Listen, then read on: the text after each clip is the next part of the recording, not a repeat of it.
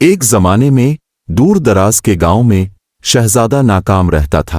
वो शहजादा खूबसूरती में अपनी मिसाल अब था, लेकिन इसे कुछ भी नहीं आता था। वो तीरंदाजी नहीं कर सकता था, वो तलवार नहीं चला सकता था।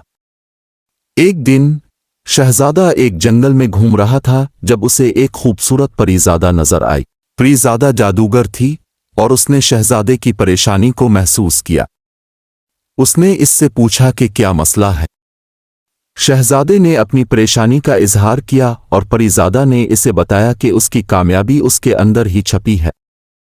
उसने इसे बताया कि वो अपनी कमजोरियों को अपनी ताकतों में बदल सकता है।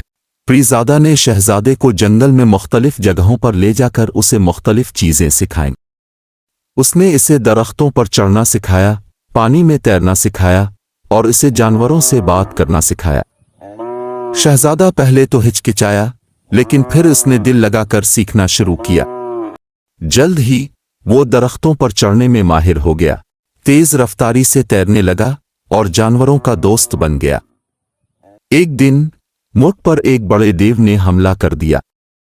देव बहुत ताकतवर था और उसे शिकस्त देना मुश्किल था, लेकिन शहजादा नाकाम अब शहजादा बहादुर बन चुका था। उसने अपनी नई ताकतों का इस्तेमाल करते हुए देव को शिकस्त दी। उसने दरख्तों पर चढ़कर देव की आंखों में तीर फेंके, पानी में डूबकर देव की तलवार छीन ली और जानवरों की मदद से देव को भागा दिया। मुल्क के लोगों ने शहजादा बहादुर को अपना हीरो बना लिया। वो अब सिर्फ खूबसूरती में नहीं, बल्कि अपनी हिम्मत और जहानत में भी अपनी मिसाल अब था। इस कहानी का अखलाक यह है कि कामयाबी ज़ाहिरी खूबसूरती या जादू में नहीं, बल्कि अंदरूनी ताकत और लगन में है। अगर हम अपनी कमजोरियों पर काबू पा लें और अपनी ताकतों को बरोए कार लाएं, तो हम कुछ भी कर सकते हैं।